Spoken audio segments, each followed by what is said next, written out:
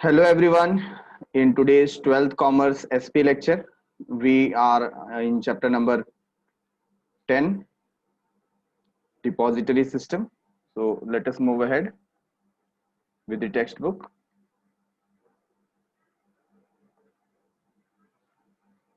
So let us revise what we have done.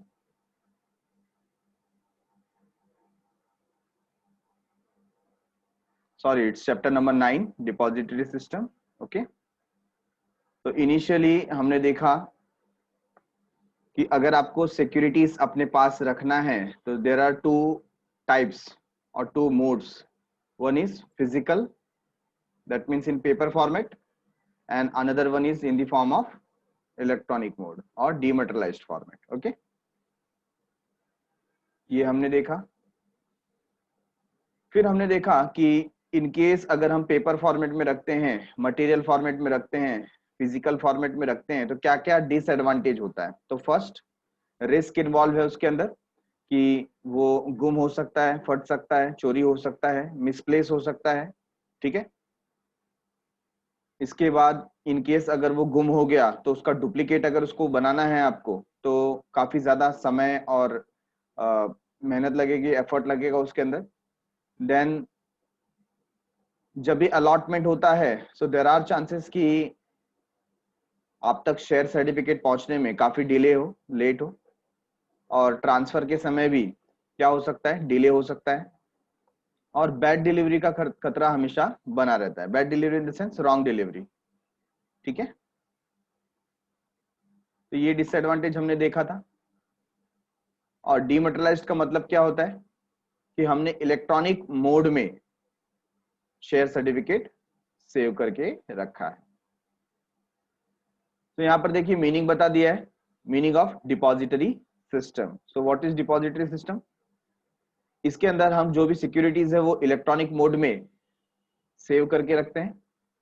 Depository system maintain accounts of the share holder. यहाँ पर जो share holder होते हैं उनके अकाउंट को मेंटेन किया जाता है. It enable transfer, collect dividend, मतलब जो भी शेयर से रिलेटेड चीजें हैं, चाहे उन्हें एक्वायर करना हो या ट्रांसफर करना हो या उनका डिविडेंड लेना हो, सारे काम इलेक्ट्रॉनिकली होते हैं.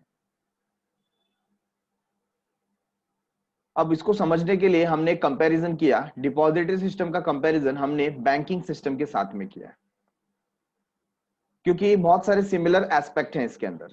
तो जैसे बैंक में हम अपने मनी को सेफली रखते हैं, है ना, सिमिलर वे में डिपॉजिटरी में हम क्या रखते हैं, सिक्योरिटीज रखते हैं. सिक्योरिटीज मतलब उसमें सारी चीजें आ गई, चाहे आप डिवेंचर की बात करो, preference share, equity share, deposit receipt. ठीक है. तो ये बॉन्ड वगैरह, ये सारी चीजें उसके अंदर आ गई. Point number 2, securities are held in account having unique ID. तो जैसे बैंक में हमको क्या मिलता है, अकाउंट नंबर. क्या मिलता है, अकाउंट नंबर, है ना, एक यूनिक नंबर हमको वहां से मिलता है. सिमिलरली डिपॉजिटरी सिस्टम में हमको यूनिक आईडी मिलता है. यहाँ पर कोई फिजिकल हैंडलिंग नहीं होता किसका, सिक्योरिटीज का. जैसे कि आप जानते हैं बैंक में भी कोई फिजिकल हैंडलिंग नहीं होता कैश का. अगर मुझे आपको कैश पे करना है या कोई अमाउंट करना है, पेमेंट करना है, तो मैं चेक साइन करके भी आपको दे सकता हूं. तो मुझे कैश आपको देने की जरूरत नहीं. मैंने चेक आपको दिया, आपने वो चेक अपने अकाउंट में डिपॉजिट किया, ऑटोमेटिकली वो जो पर्टिकुलर पेमेंट है आपके अकाउंट में डिपॉजिट हो जाएगा. यस. तो इन द सिमिलर वे यहां पर भी सिक्योरिटीज को पेपर फॉर्म में हैंडल करने की जरूरत नहीं होती. Transfer of securities between account is done. एक अकाउंट से दूसरे अकाउंट के बीच में सिक्योरिटीज का ट्रांसफर इजीली हो सकता है जैसा कि कैश में होता है. ठीक है ना, कैश को भी हम एक अकाउंट से दूसरे अकाउंट में डायरेक्टली सेंड कर सकते हैं. तो ये कुछ सिमिलैरिटीज है बैंकिंग सिस्टम और डिपॉजिटरी सिस्टम में. तो जैसे आरबीआई गवर्न करता है बैंकिंग सिस्टम को, वैसे ही सेबी गवर्न करता है डिपॉजिटरी सिस्टम को, और सेबी के अंडर में ये डिपॉजिटरी होता है. तो जैसे अगर आपको अकाउंट ओपन करना है, बैंक अकाउंट, तो आपको बैंक को अप्रोच करना होता है. आप डायरेक्टली आरबीआई में अकाउंट ओपन कर सकते हैं क्या? Answer is no. उसी तरीके से जब आपको डिपॉजिटरी के थ्रू शेयर सर्टिफिकेट वगैरह लेना है तो आपको डिपॉजिटरी पार्टिसिपेंट में अकाउंट ओपन करना पड़ता है, और उस अकाउंट को हम बोलते हैं डीमेट अकाउंट। कौन सा अकाउंट? Demat account. It act as an agent of the depository. Depository के एजेंट के जैसे काम करता है डिपॉजिटरी पार्टिसिपेंट। इंपॉर्टेंस, अच्छा ये डिपॉजिटरी सिस्टम का इंपॉर्टेंस क्या है? सबसे पहली बात, eliminating huge volume of paper work involve. बहुत ज्यादा पेपर वर्क होता था तो उसको बहुत मायने में रिड्यूस कर दिया गया, एलिमिनेट कर दिया गया। It offers scope for paperless trading. Trade करते समय, परचेस सेल करते समय भी पहले क्या करना पड़ता था? आपको हर बार फॉर्म फिलअप करना पड़ता था। यहां पर अभी सारे पेपर वर्क्स निकाल दिए गए, ठीक है, अब पेपर वर्क्स की इतनी जरूरत नहीं होती। It leads to elimination of storage and handling of certificate. Certificate आपको पहले बहुत संभाल करके रखना पड़ता था, उसके अलग फाइल मेंटेन करके रखनी पड़ती थी, वो खराब ना हो जाए उसका ध्यान रखना पड़ता था, टाइम टू टाइम बेसिस पे उसको चेक करना पड़ता था। अभी ऐसी कोई बात नहीं, आपका सारा का सारा जो स्टॉक है, सिक्योरिटीज है, शेयर है, वो डीमेट अकाउंट में सेफ होता है इलेक्ट्रॉनिक फॉर्म में, ठीक है। It reduces the cost and effort. इसकी वजह से कॉस्ट और एफर्ट दोनों कम हो जाता है। क्यों? क्योंकि शेयर ट्रांसफर करने में, परचेस करने में आपको स्टैम्प ड्यूटी वगैरह पे करने की जरूरत नहीं है, तो इसकी वजह से ट्रांसफर का भी कॉस्ट बहुत ही मिनिमम लगता है। ओके, अच्छा क्या क्या फायदे हैं? सबसे पहला, रिस्क जो होता था पेपर फॉर्मेट के साथ में वो निकल गया, एलिमिनेशन ऑफ रिस्क। अब आपका शेयर फटेगा नहीं, बैड डिलीवरी नहीं होगी, मल्टीलेशन नहीं होगा, ठीक है ना। उसके अलावा यहाँ पर सेफ्टी है, क्योंकि इसको गवर्न करता है, मॉनिटर करता है कौन? सेबी, राइट। तो सेबी के सुपरविजन में ये पूरा का पूरा डिपॉजिटरी सिस्टम और डिपॉजिटरी पार्टिसिपेशन का सिस्टम काम करता है, तो सेफ है। ट्रांसफर बहुत इजी हो जाता है, जैसे आज की तारीख में आप ई वॉलेट से पेमेंट करते हो, कुछ उसी तरीके आप समझ सकते हो कि शेयर्स को भी ट्रांसफर किया जा सकता है, परचेस सेल किया जा सकता है। तो बहुत ही इजी मेथड कर दिया, in with in few seconds आप शेयर को परचेस कर सकते हो और सेल कर सकते हो, ठीक है। तो देखिए, जैसे efforts in filing transfer form and lodging the document is eliminated. तो बहुत ज्यादा आपको एफर्ट लेना पड़ता था शेयर ट्रांसफर फॉर्म फिलअप करने का, अब वो करने की जरूरत नहीं होती, ठीक है ना। स्टैम्प ड्यूटी पे करना पड़ता था, अब वो भी पैसे बचते हैं। प्रोसेसिंग टाइम जो इन्वॉल्व होता था, शेयर ट्रांसफर करना है तो आपको 1 से 1.5 महीने वेट करना पड़ता था, अब आपका जो शेयर ट्रांसफर प्रोसीजर है विद इन 2 डेज हो जाता है, ठीक है। अपडेट एंड इंटीमेशन, सारी इंफॉर्मेशन ट्रांसपेरेंसी के थ्रू आप तक पहुंच जाते हैं। जो भी डिपॉजिटरी है, डिपॉजिटरी पार्टिसिपेंट्स है, पल पल की जानकारी आपको देते रहते हैं, क्वार्टरली उनकी रिपोर्ट्स आते रहते हैं, मेल आते रहते हैं आपको, ठीक है। और इन केस आपने कोई ट्रांजेक्शन किया है तो डेली बेसिस पे भी अगर आप सिलेक्ट करें तो आपको एसएमएस फैसिलिटी मिल जाती है, तो प्रॉपर अपडेट आपको मिलता है, ठीक है। सिक्योरिटीज अगेंस्ट लोन, अगर आपके डीमेट अकाउंट में सिक्योरिटीज है उसके अगेंस्ट में आप लोन भी ले सकते हैं, मतलब फिजिकल फॉर्म में किसी बैंक में जाकर के आपको अपने शेयर्स देने की जरूरत नहीं है। नो कंसेप्ट ऑफ लॉट्स, यहां पर लॉट्स में पहले परचेस किया जाता था, मतलब आपको राउंड फिगर में कुछ ना कुछ शेयर सिक्योरिटी परचेस करनी पड़ती थी। फॉर एग्जांपल कोई एक पर्टिकुलर कंपनी का शेयर है तो वहां पर मिनिमम क्राइटेरिया होता था कि एटलीस्ट आपको 10 परचेस करना पड़ेगा, एटलीस्ट आपको 20 परचेस करना पड़ेगा। अगर आप कहें मैं 1 या 2 शेयर परचेस कर सकता हूं क्या, तो फिजिकल फॉर्मेट में वो पॉसिबल नहीं था, ठीक है ना। फ्रैक्शंस में आप नहीं परचेस कर पाते थे, जबकि यहाँ पर आपको 1 शेयर परचेस करना है, 2 परचेस करना है, तो इवन और ऑड कैसा भी नंबर्स हो उसमें आप क्या कर सकते हैं? शेयर परचेस कर सकते हैं। नॉमिनेशन फैसिलिटी, आप इसके अंदर अपना वारिसदार भी नियुक्त कर सकते हैं। In the case of death आपका जो भी प्रॉपर्टी है सिक्योरिटीज में वो किसे मिलना चाहिए, तो ये भी फैसिलिटी इसके अंदर मिल जाती है। ऑटोमेटिक क्रेडिट, कुछ फैसिलिटीज ऐसी होती हैं जैसे बोनस शेयर हो गया, या हम बात कर सकते हैं राइट इशू की या डिविडेंड की, ये डायरेक्टली आपके अकाउंट में क्या हो जाता है? क्रेडिट हो जाता है, अलग से उसके लिए वेट करने की जरूरत नहीं होती, ठीक है। So that is what we have done in the last lecture. Let us move ahead towards point B. Point B is regarding company. Company के लिए क्या फायदा है? ऊपर जो बेनिफिट हमने देखा ये इंडिविजुअल के लिए था, इन्वेस्टर के लिए था, but in the case of company, अगर कंपनी डिपॉजिटरी सिस्टम यूज कर रही है तो उनको क्या बेनिफिट हो रहा है?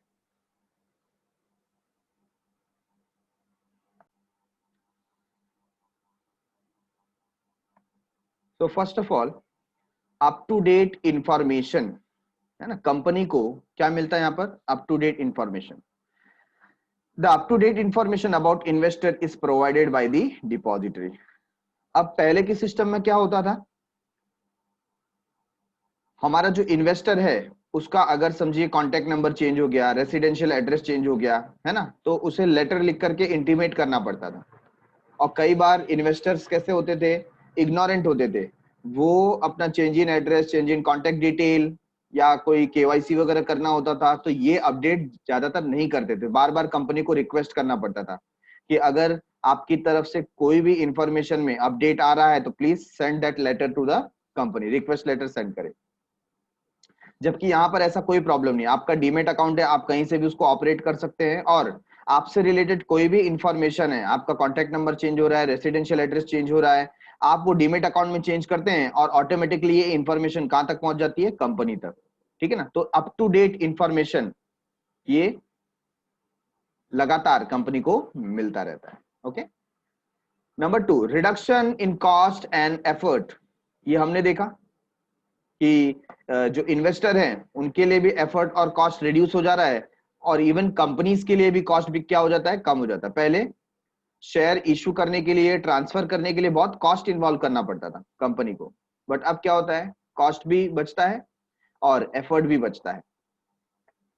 Cost, effort and time involved in printing and distribution of certificate in cases of new issue, bonus share transfer etc is saved। तो हर बार जो नया शेयर सर्टिफिकेट ट्रांसफर करना, प्रिंट करना, ये सब में बहुत टाइम वेस्ट होता था, एफर्ट लगता था, कॉस्ट लगता था। अब वो टाइम बचता है, एफर्ट भी बचता है और कॉस्ट भी बच जाता है। Better investors and company relationship, investor और कंपनी के बीच में रिलेशनशिप और मजबूत हुआ है, बेटर हुआ है, क्योंकि ट्रांसपेरेंसी इंक्रीज हुई है कि नहीं। The complaints arising out of loss of certificate, signature differences, long lapses of time in executing request etcetera is substantially reduce. तो पहले बहुत सारे ऐसे जो कंप्लेन आते थे कि मेरा सर्टिफिकेट गुम हो गया, चोरी हो गया है, मल्टीलेटेड हो गया है, या किसी ने मेरा सिग्नेचर फ्रॉड करके मेरा सर्टिफिकेट ले लिया, अब ये सब प्रॉब्लम नहीं आते। क्यों? आप जो भी ट्रांजेक्शन करते हो आपके पास पासवर्ड है, पासवर्ड के थ्रू करते हो, जो किसी और को आपको देना नहीं होता। तो यहाँ पर कंपनी भी एश्योर हो जाती है कि जो भी ट्रांजेक्शन है वो आप खुद करते हैं, तो इसमें प्रॉपर ट्रांसपेरेंसी बनी रहती है, आपका कोई भी लॉस ऐसा होता नहीं है, कोई भी नुकसान ऐसा होता नहीं है। ठीक है ना, तो कोई टाइप का कंप्लेन कंपनी को नहीं जाता। It leads to better communication with investors and increased goodwill of the company। तो ये कम्युनिकेशन जो है इन्वेस्टर्स के साथ बहुत अच्छी तरीके से हो पाता है और कंपनी का गुडविल इंक्रीज होता है। ठीक है, so number of complaints are reduced to certain extent. Point number 4, international investment. Which investment? International investment. अभी पहले जब भी फिजिकल फॉर्मेट की बात होती थी, फिजिकल मोड की बात होती थी, तो उस समय इंटरनेशनल इन्वेस्टमेंट डिफिकल्ट होता था। क्यों?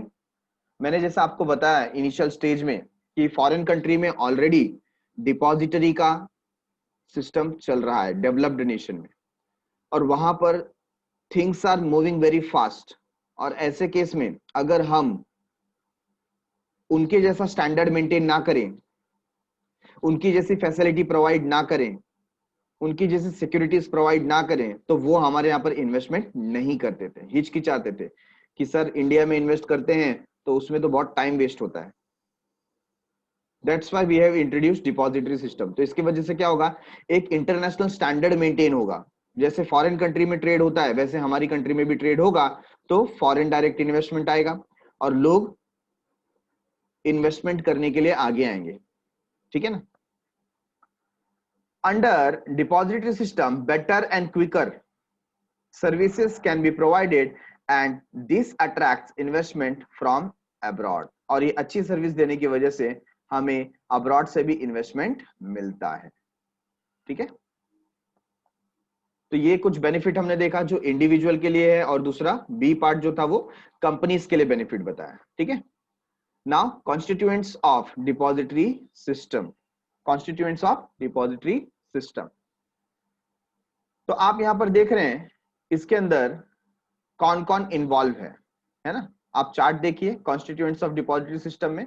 सबसे पहले तो कौन आ गया, depository, and then depository participant जो डीपी है, then beneficial owner, beneficial owner कौन, जो इन्वेस्टर है उसे हम बेनिफिशियल ओनर बोलेंगे, एंड इशूअर कंपनी, कंपनी जिसने सिक्योरिटी इश्यू की है, बराबर है। All operations under the depository system is performed by depository with the help of its constituents as explained below। तो इनकी मदद से ये पूरे का पूरा जो प्रोसीजर है, ऑपरेशंस है, इसको चलाया जाता है, बराबर है। तो लास्ट टाइम मैंने आपको एक स्टोरी के माध्यम से एक्सप्लेन किया था कि कैसे सारी चीजें वर्कआउट होती हैं। तो यहां पर देखिए सबसे पहली बात डिपॉजिटरी की गई है कि इसमें डिपॉजिटरी क्या है।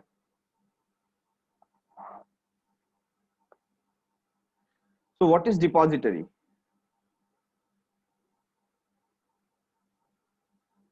It is an organization like the central bank where securities are held in electronic form at the investors request, है ना।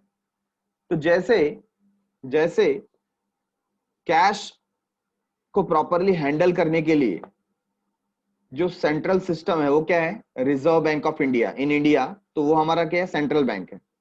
अकॉर्डिंगली सिक्योरिटीज को हैंडल करने के लिए जो इलेक्ट्रॉनिक फॉर्मेट में है, डिपॉजिटरी ये मेन पर्सनालिटी है, ठीक है, मेन इंस्टीट्यूट है जो ये पूरा का पूरा सिस्टम को क्या करता है, हैंडल करता है। It also provide different services related to the different transaction in such security. तो वो अलग अलग टाइप के क्या प्रोवाइड करता है, सर्विसेज प्रोवाइड करता है। फॉर एग्जांपल ट्रांसफर करने की जो सर्विस है, शेयर ट्रांसफर कर रहे हैं, उसके बाद बोनस इशू हुआ है तो आपके अकाउंट में बोनस डायरेक्टली क्रेडिट हो जाएगा, डिविडेंड आपको मिलना है तो आपके अकाउंट में डायरेक्टली डिविडेंड मिल जाएगा, ठीक है। तो ऐसे कुछ services. It is responsible for safe keeping of the investors security. तो एक्चुअली सिक्योरिटी किसके पास होती है, डिपॉजिटरी के पास। किसके पास होती है, डिपॉजिटरी के पास। तो ये रिस्पॉन्सिबल है उसके सेफ कीपिंग के लिए। किसके लिए, सेफ कीपिंग के लिए। तो इनके पास they are known as custodian, क्या बोलते हैं, कस्टोडियन ऑफ सिक्योरिटीज। तो इनके कस्टडी में सारी सिक्योरिटीज रहते हैं। There is no direct access of investor with the depository. जैसे आपका अकाउंट डायरेक्टली आरबीआई में ओपन नहीं कर सकते हैं, आपको बैंक के थ्रू जाना पड़ता है, वैसे यहां पर भी आपको डायरेक्ट एक्सेस डिपॉजिटरी से मिलेगा नहीं, आपको डिपॉजिटरी पार्टिसिपेंट के थ्रू इसमें अकाउंट ओपन करना पड़ता है। आप डायरेक्टली डिपॉजिटरी में एक्सेस नहीं पा सकते, okay. It works as a link between the company and the investor. ये कंपनी और इन्वेस्टर के बीच में क्या होता है, एक लिंक की तरह काम करता है, ठीक है। So let us understand this situation.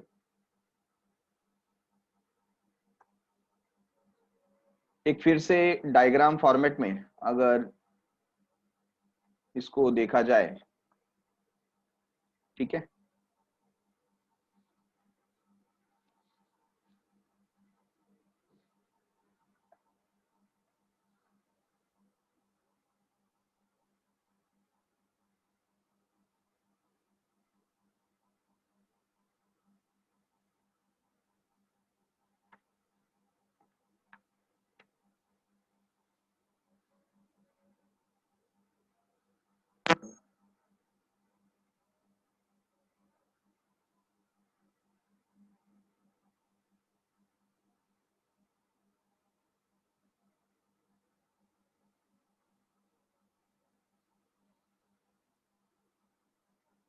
तो देखिए इसमें कौन कौन इन्वॉल्व है, ठीक है।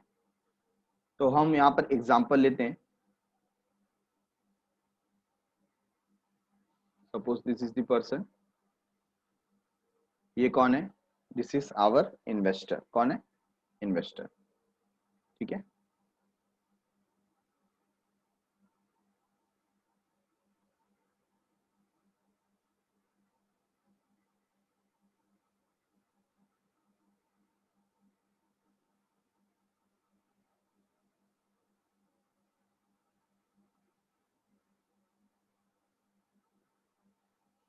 तो ये है,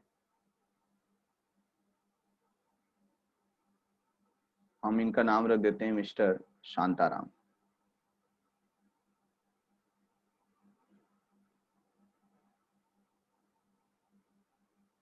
ठीक है, mister Shantaram. Who is he is an investor. Okay, now next, इनको क्या करना है, एक कंपनी से शेयर परचेस करना है। किससे शेयर परचेस करना है? कंपनी से। तो हम ऐसा एज्यूम करते हैं दिस इज द कंपनी, ठीक है।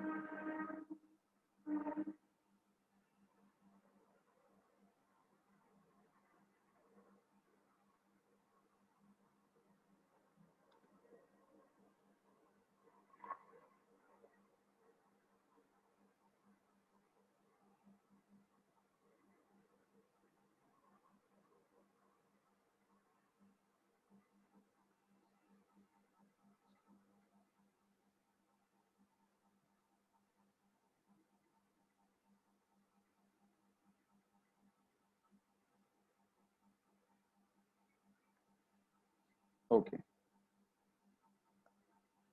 इस कंपनी का नाम है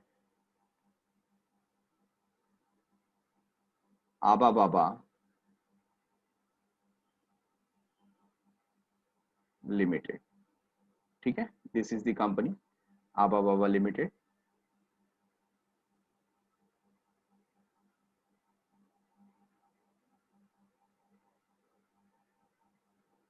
अच्छा, ये कंपनी मार्केट में आईपीओ लेकर के आ रही है। क्या लेकर के आ रही है? आईपीओ के बारे में ऑलरेडी हमने देखा हुआ है, इनिशियल पब्लिक ऑफर, ठीक है। तो ये कंपनी को आईपीओ इशू करना है इक्विटी शेयर का, बराबर है। अच्छा, और ये जो पर्टिकुलर हमारे इन्वेस्टर हैं, इनको ये आईपीओ परचेस करना है। तो क्या करना होता है, देखिए, इसमें सबसे पहले जो हमारे इन्वेस्टर हैं उनको अप्रोच करना पड़ेगा डीपी को। किसको अप्रोच करना पड़ेगा? डीपी को।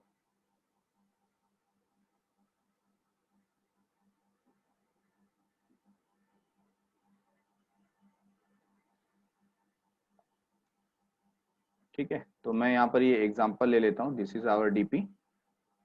DP means what? Depository participant, ठीक है, डिपॉजिटरी पार्टिसिपेंट।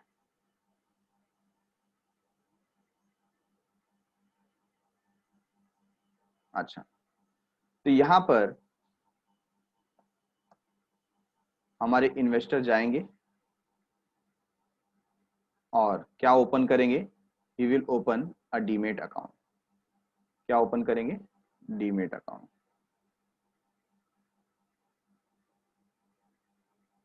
बराबर है। ओके, ये डीमेट अकाउंट ओपन करने के बाद इनको यहां पर मिलेगा यूनिक आईडी।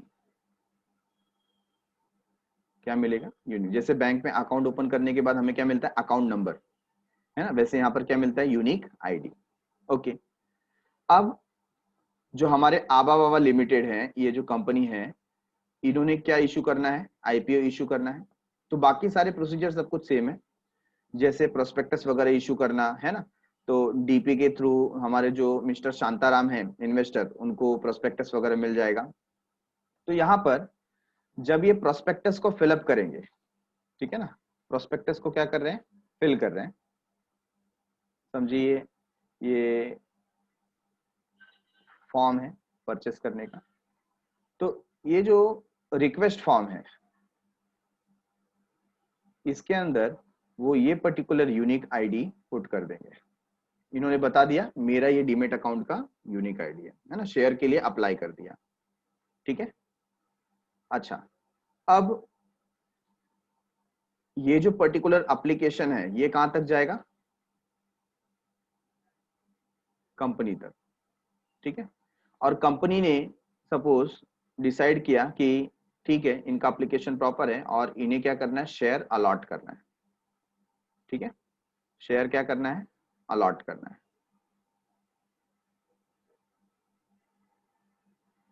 अब अलॉट करने के लिए कौन से फॉर्मेट में करना है? इलेक्ट्रॉनिक फॉर्मेट में करना है, ठीक है ना। इलेक्ट्रॉनिक फॉर्मेट में करना है तो फिर किसको बात करना पड़ेगा? हमको बात करना पड़ेगा डिपॉजिटरी को। किसको?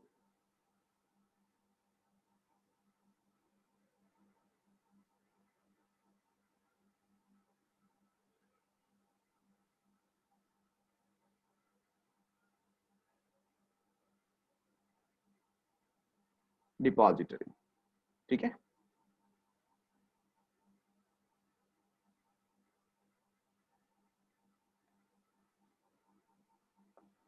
ये डिपॉजिटरी मेन जो क्या करता है,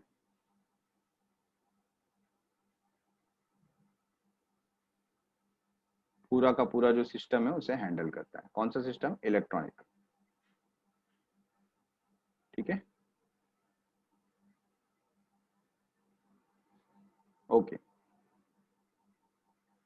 तो यहां पर जो सिक्योरिटीज इश्यू होने वाला था, ये जो आईपीओ आया था, ठीक है ना, तो जो भी शेयर्स होंगे, सपोज इनको इश्यू करना था 10,000 इक्विटी शेयर,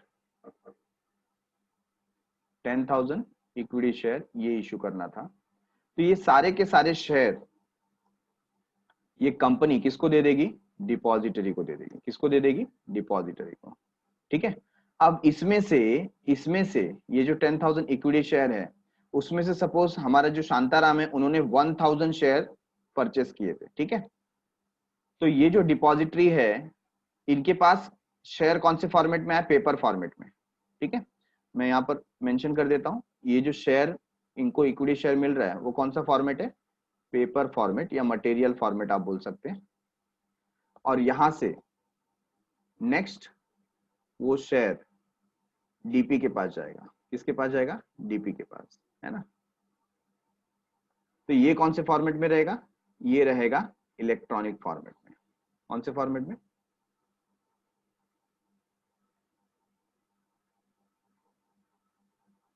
इलेक्ट्रॉनिक फॉर्मेट में, बराबर है।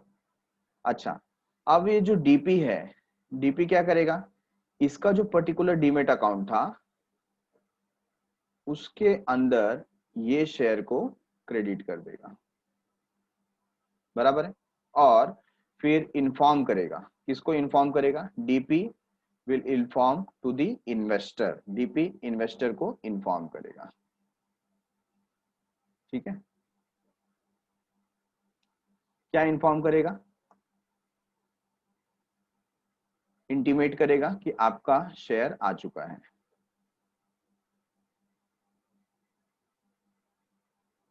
राइट। ये इंटीमेट करेगा कि आपका शेयर आपके अकाउंट में क्रेडिट हो चुका है। तो पूरा प्रोसीजर आपको समझ में आया। यहां पर बताने वाली बात क्या है इंपॉर्टेंट, ये है कि ये जो पेपर फॉर्मेट था, है ना, पेपर फॉर्मेट में जो भी शेयर था वो किसके पास है? वो डिपॉजिटरी के पास है। तो क्या डिपॉजिटरी ओनर हो गया? आंसर इज नो, ठीक है ना।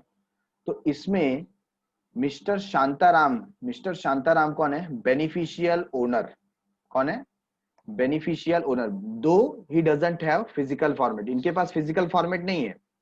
इनके पास क्या आया? एक्चुअली इलेक्ट्रॉनिक फॉर्मेट आया। तो फिजिकल फॉर्मेट किसके पास है? डिपॉजिटरी के पास है। तो डिपॉजिटरी उसका कस्टोडियन है। क्या है? उसका कस्टोडियन है। Getting it? तो यहां पर जो मेन ओनर है वो है शांताराम, उसको हम बोलते हैं बेनिफिशियल ओनर, ठीक है। तो ये पूरा एक प्रोसीजर है जहां पर हम देख रहे हैं कि शेयर किसके पास जाता है, इलेक्ट्रॉनिक फॉर्म में कौन कन्वर्ट करता है, और अल्टीमेटली अकाउंट में कैसे ट्रांसफर होता है। Okay everyone.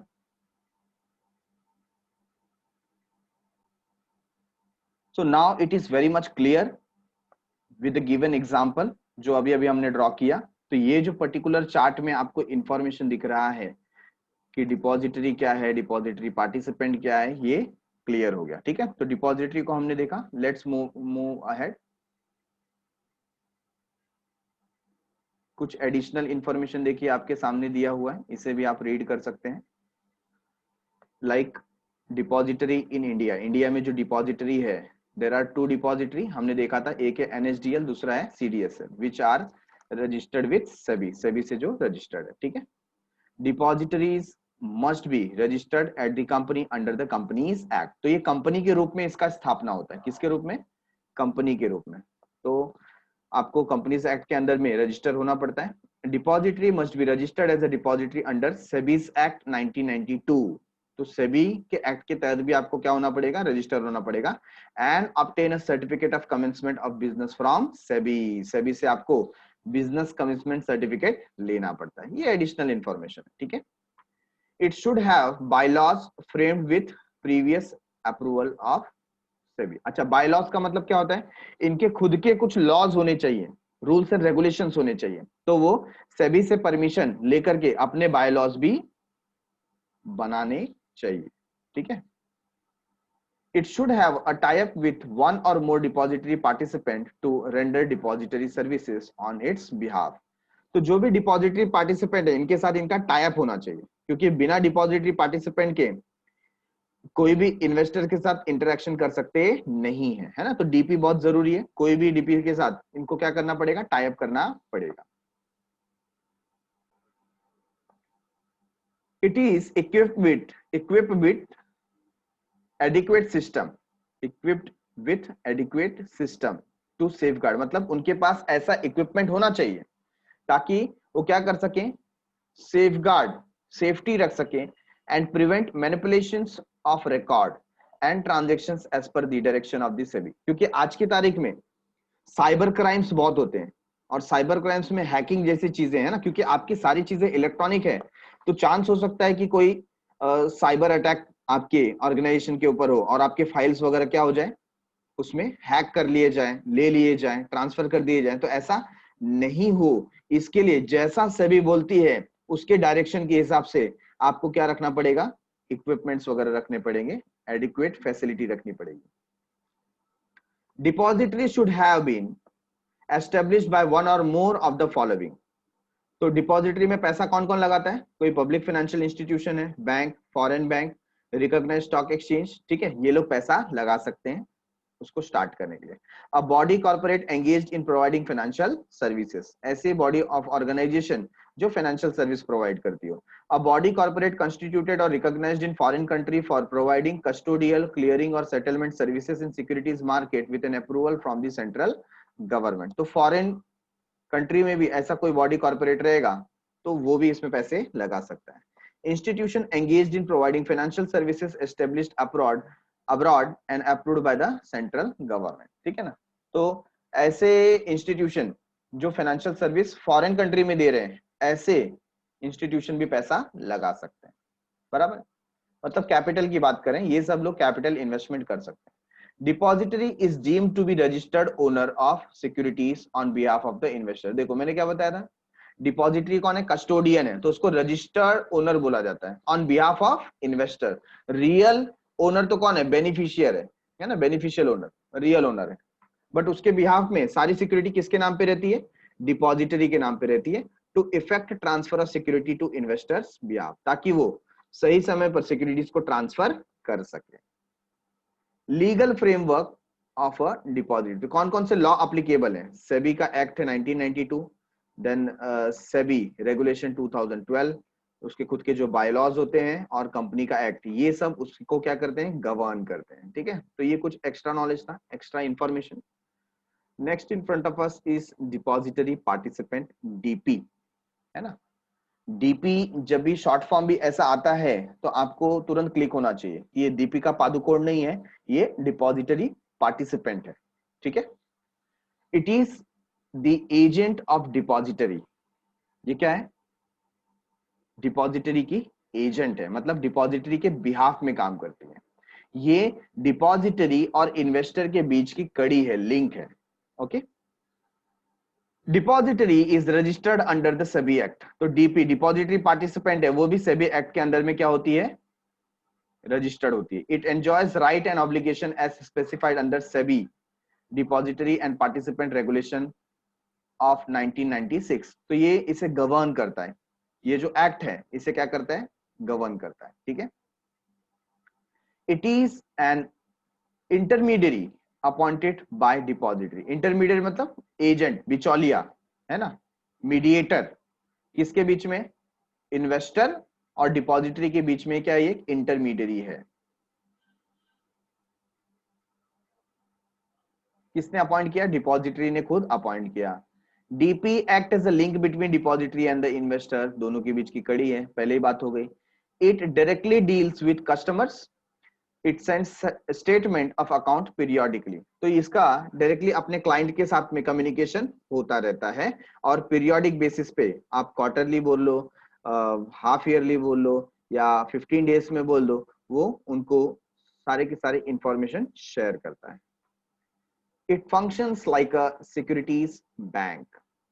तो जैसे बैंक कैश की हिफाजत करता है, वैसे ये सिक्योरिटी का बैंक है। किसका बैंक है? सिक्योरिटीज, जहां पर सिक्योरिटी की हिफाजत की जाती है। It facilitate dematerialisation. यहां पर आप अपने फिजिकल फॉर्मेट को इलेक्ट्रॉनिक फॉर्मेट में कन्वर्ट कर सकते हो, तो ये डीमटेरियलाइजेशन को फैसिलिटेट करता है। It credit security in the event of right issue, bonus issue. जब भी हमारा जो क्लाइंट है, इन्वेस्टर है, उसको राइट इश्यू मिलेगा, बोनस शेयर मिलेगा, डिविडेंड मिलेगा, वो उसका अकाउंट क्या कर देता है? क्रेडिट कर देता है, मतलब डायरेक्टली अकाउंट में डिपॉजिट कर देता है। It handles instant transfer of पे आउट्स लाइक डिविडेंड, इंटरेस्ट। तो डायरेक्टली हमको इसके थ्रू डिविडेंड भी मिल जाएगा, इंटरेस्ट भी मिल जाएगा। It settles trade electronically. ये जो डेली का सेटलमेंट होता है, कितने सारे शेयर परचेस हुए, कितने सारे सेल हुए, किसको कहां पर डिलीवरी देनी है, ये जो सेटलमेंट होता है, ये इलेक्ट्रॉनिक सब कुछ सेटल करता है। ठीक है। Following can work as depository participant. तो अगर आपको भी डीपी बनाना है ना, आपको लगता है कि यार इससे अच्छा मैं क्या करूं, बिजनेस ओपन कर दूं डीपी का, तो कौन कौन कर सकता है ऐसा बिजनेस? कोई फाइनेंशियल इंस्टीट्यूशन है वो कर सकता है, बैंक को भी बोला गया है। जैसे देखो आईसीआईसीआई है, तो आईसीआईसीआई ने आईसीआईसीआई डायरेक्ट नाम से, है ना, अगर आपने कहीं पढ़ा होगा आईसीआईसीआई डायरेक्ट, तो ये क्या है? डीपी है, जहां पर डीमेट अकाउंट के थ्रू वो शेयर्स का परचेस सेल अलाउ करते हैं। Then we have approved foreign bank. कुछ फॉरेन बैंक है वो भी ओपन कर सकते हैं डीपी। कस्टोडियंस, जैसे responsible for overseeing operation of assets and fund, ऐसे जो कस्टोडियन है वो भी डीपी स्टार्ट कर सकते हैं। स्टॉक ब्रोकर भी खुद का डीपी चला सकते हैं। जैसे देखो अजय नटवर लाल एंड सन्स, वो स्टॉक ब्रोकर थे। Then we have clearing corporation, ऐसे कॉर्पोरेशन जो क्लियरिंग का वर्क करते हैं। क्लियरिंग का वर्क करना मतलब जो सेटलमेंट का काम करते हैं पूरा, ठीक है ना। देन एनबीएफसी, एनबीएफसी मतलब नॉन बैंकिंग फाइनेंशियल कंपनीज, ये इन्वेस्टमेंट कंपनीज होती है, ठीक है, जो डिपॉजिट एक्सेप्ट नहीं करती बट इन्वेस्टमेंट करती है। तो एनबीएफसी कंपनी भी क्या कर सकते हैं? डीपी ओपन कर सकते हैं। रजिस्ट्रार टू एन इशू और शेयर ट्रांसफर एजेंट, ऐसे एजेंट जो शेयर ट्रांसफर करने में हेल्प करते हैं, है ना, जिन्हें रजिस्ट्रार टू इशू भी कहा जाता है, तो ये भी डीपी स्टार्ट कर सकते हैं। The DP maintain account of securities of each investor. DP करता क्या है? हर एक इन्वेस्टर का सेपरेट अकाउंट मेंटेन करता है सिक्योरिटी के लिए, ठीक है। The DP has a unique number for identification. जैसे बैंक में आपका बैंक अकाउंट नंबर होता है आइडेंटिफिकेशन के लिए, वैसे यहां पर भी आपका क्या होता है? Unique identification number. Okay. Beneficial owner, अब ये किसकी बात कर रहे हैं? इन्वेस्टर की बात कर रहे हैं। तो इन्वेस्टर जैसे आप और मैं जो शेयर मार्केट में इन्वेस्ट कर रहे हैं, ठीक है। The beneficial owner is the investor of securities who has availed services of DP. तो अगर मैं कहीं पर डीपी में अकाउंट ओपन करूं, चाहे वो शेर खान का हो, मोतीलाल ओसवाल का हो, है कि नहीं, या अजय नटवरलाल और सन्स का हो, तो मैं उनकी सर्विसेज ले रहा हूं, तो मैं कौन हूं? Beneficial owner. Beneficial owner is entitled to all rights, benefits, and it's subject to all liabilities with respect to securities held by depository. तो यहां पर जो बेनिफिशियल ओनर है उसको, उसके पास क्या है? अधिकार है, उसको जो भी उससे फायदा पहुंचने वाला है उसके ऊपर भी उसका राइट है।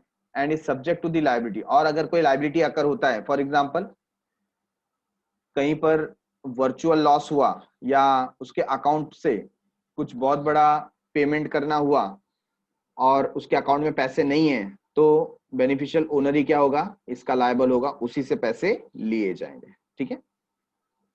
The beneficial owner can also be called as client of depository and DP. तो डीपी के लिए उनको क्लाइंट बोला जाता है। Beneficial owner client is required to open a demat account with the DP for electronic holding of securities. Beneficial owner has to pay charge to the DP for availing the services of DP. DP का आपको services लेना है तो कुछ charges भी पे करना पड़ता है। आजकल बहुत सारे ऐसे जो डीपी हैं वो फ्री ऑफ कॉस्ट आपका अकाउंट ओपन कराते हैं, बट वो एनुअल मेंटेनेंस चार्जेस लेते हैं, जिसे एएमसी बोला जाता है। वो भी नॉमिनल होता है, 300 रुपीज या 500 रुपीज तक एएमसी वो लेते हैं, मतलब हर साल आपसे ये एक अमाउंट लेंगे आपके अकाउंट को मेंटेन करने के लिए, ठीक है।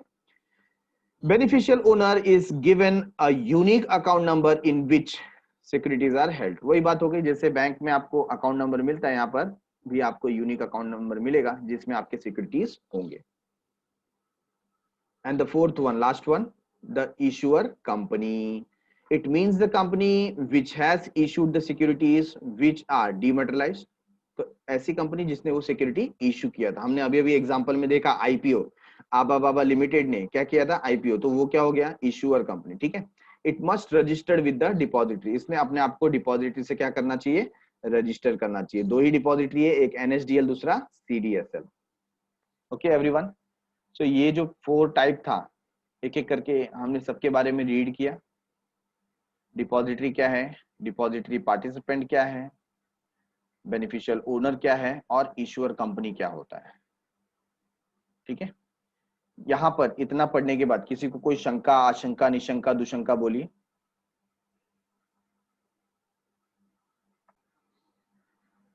So next question is concept or terms related to depository system. Depository system में ऐसे कौन से टर्मिनोलॉजी से जिसे यूज किया जाता है जो हमें पता होने चाहिए, और इसके ऊपर 1 और 2 मार्क्स के क्वेश्चन भी पूछे जा सकते हैं, ठीक है। बहुत ही जनरल थिंग है। सबसे पहला जो है देखिए क्या है, डीमटेरियलाइजेशन। ऑलरेडी वी नो इसमें क्या वर्ड है, मटेरियल को बना दिया डीमटेरियल।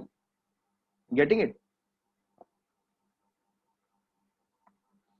तो जहां पर मटेरियल होता है, मटेरियल फॉर्मेट मतलब पेपर फॉर्मेट, ठीक है ना, उसमें क्या लगा दिया, डी मटेरियल। तो ये जो डी है मतलब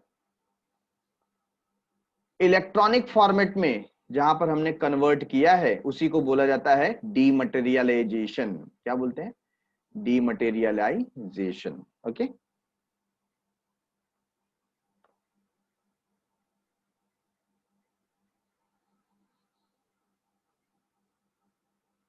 सो इन शॉर्ट, जब आपका फॉर्मेट पेपर फॉर्मेट है तो उसे बोला जाता है मटेरियल फॉर्मेट, ठीक है। और जब आप अप्लाई करते हो कि मुझको मटेरियल फॉर्मेट से अभी इलेक्ट्रॉनिक फॉर्मेट में जाना है, तो उसके आगे वर्ड क्या लगा दिया, डी। तो क्या होगा, डीमटेरियलाइजेशन, है ना। तो सिंपल मीनिंग में converting physical format into electronic format. Okay,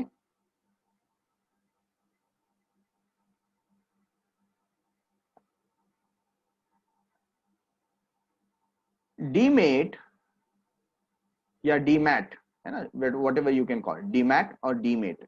Demat is a process whereby a client can get physical certificate converted into electronic mode. आपका जो फिजिकल सर्टिफिकेट है वो इलेक्ट्रॉनिक मोड में कन्वर्ट हो जाएगा, ठीक है। The client has to surrender the certificate along with the demat request form. यहां पर आपको क्या करना पड़ता है, आपके पास जो सर्टिफिकेट है फिजिकल फॉर्मेट में वो आपको सरेंडर करना पड़ेगा। सरेंडर करना पड़ेगा मतलब सौंप देना पड़ेगा, किसको, डीपी को दे दो आप।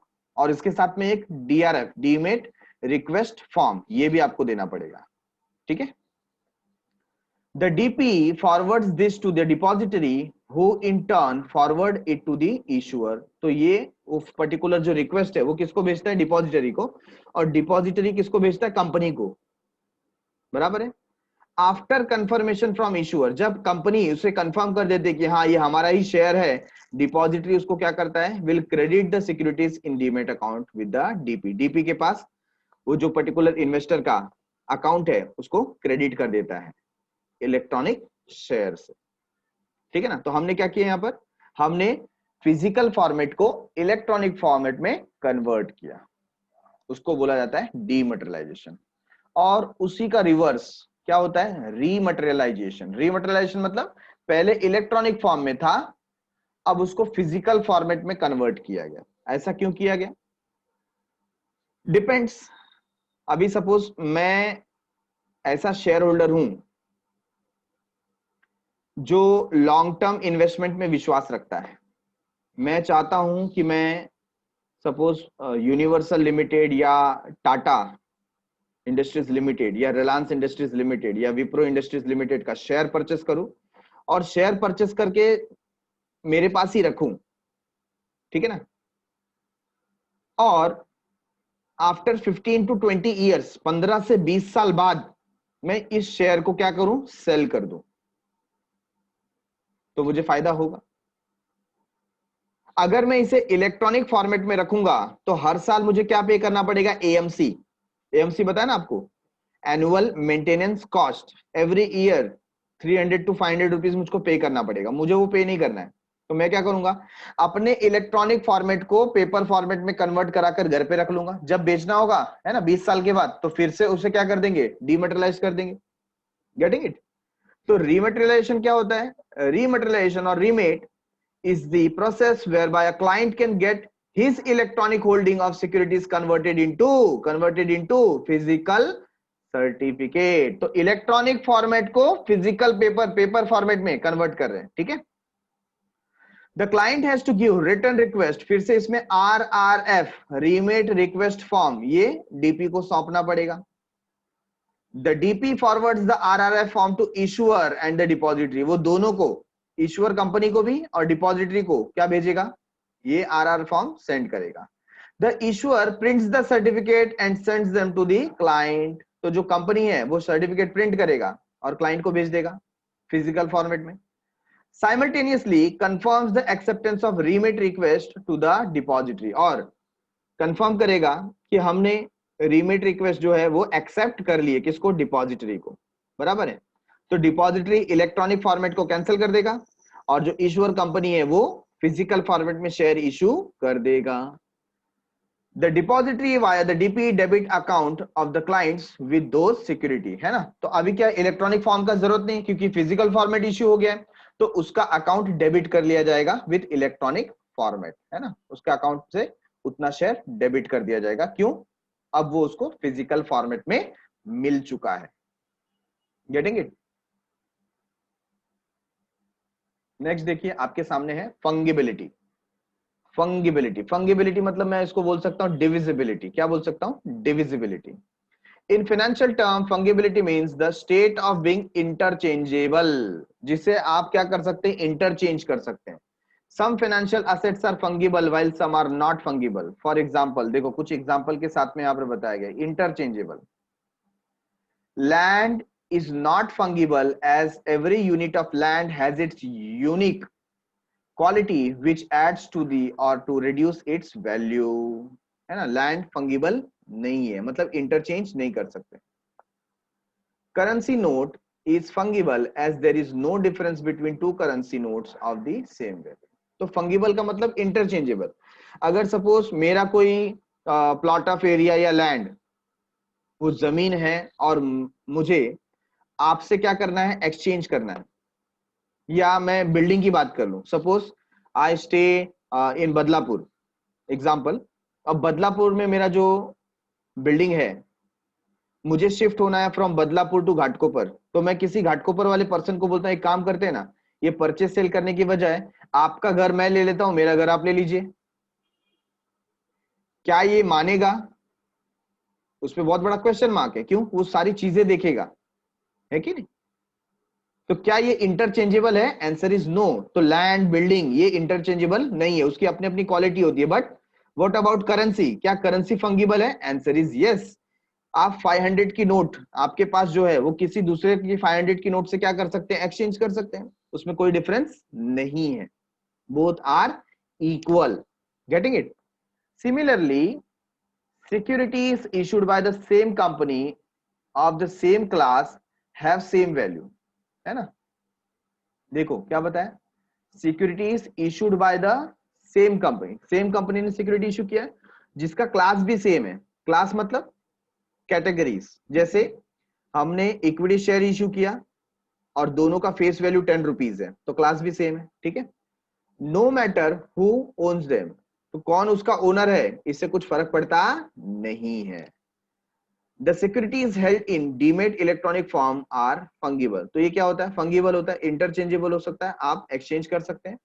दे are interchangeable, substitutable and can not be distinguish from each other. एक दूसरे से उनको डिस्टिंग्विश नहीं किया जा सकता, उसमें कोई अंतर नहीं किया जा सकता।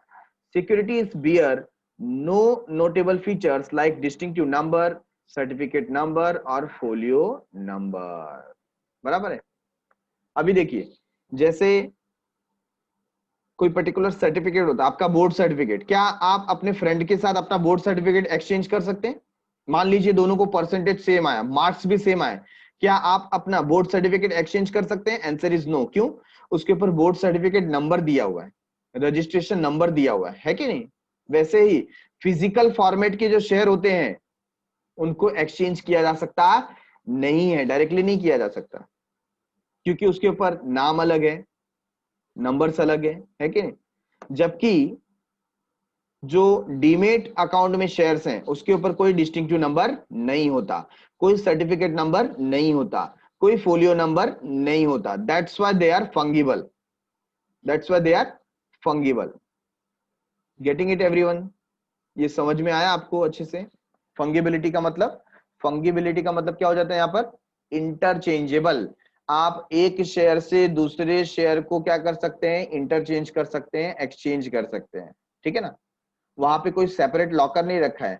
मैं एकदम बेस्ट एग्जांपल देता हूं। सपोज आपको कैश डिपॉजिट करना है, आप 1 लाख रुपीज लेकर के गए अपने बैंक में। आपका बैंक कौन सा है? सपोज मैंने एग्जांपल ले लिया आईसीआईसीआई बैंक, ये आपका बैंक है। आप गए, आपने 1 लाख रुपीज कैश डिपॉजिट किया। अब आपने जो 1 लाख रुपीज कैश डिपॉजिट किया, आप 2 दिन के बाद आएंगे, बोलेंगे मेरे को 20,000 रुपीज दो और जो मैंने नोट दिया था ना वही वाला नोट देना। ऐसा होगा क्या? क्या वो आपके लिए सेपरेट लॉकर मेंटेन करते हैं कि आपने जो पैसा दिया उसी में रखा जाएगा? नहीं, उनके लिए तो सारे नोट्स क्या है? सेम है। वो कोई भी 20,000 रुपीज आपको निकाल करके दे देंगे। Getting it? इसको क्या बोलते हैं? फंगिबल। क्या बोलते हैं? Fungible, interchangeable. ओके। तो ऐसे ही सिक्योरिटीज भी होता है, जब वो डीमेट फॉर्म में हो तब उसके ऊपर कोई डिस्टिंग्विश नंबर नहीं होता, ठीक है? कोई सर्टिफिकेट नंबर नहीं होता, कोई फोलियो नंबर नहीं होता। Point number 4, international security identification number, ISIN, international securities identification number. It is a code that uniquely identifies a specific securities issue. तो हर एक सिक्योरिटी इशू को एक सेपरेट नंबर दिया होता है ना? मेरी कंपनी, मैं कोई सिक्योरिटी इशू करूंगा, सपोज मैंने इक्विटी शेयर इशू किया, तो मुझे क्या लेना पड़ेगा? ISIN नंबर लेना पड़ेगा।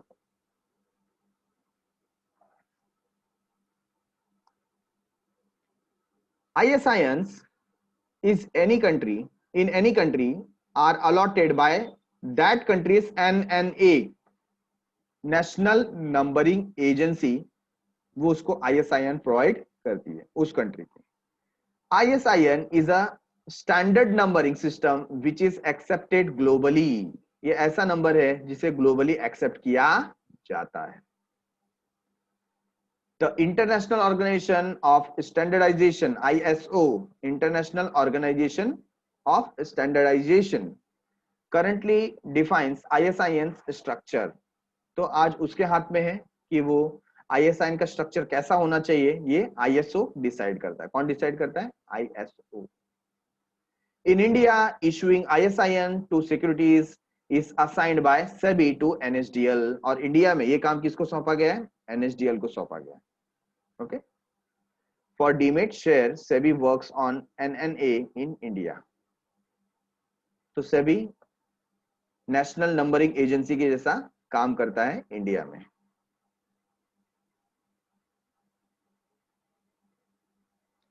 For government security allotment of ISIN is done by RBI. देखो सेपरेटली गवर्नमेंट सिक्योरिटी होगी तो RBI उसको क्या करेगा? नंबरिंग देगा।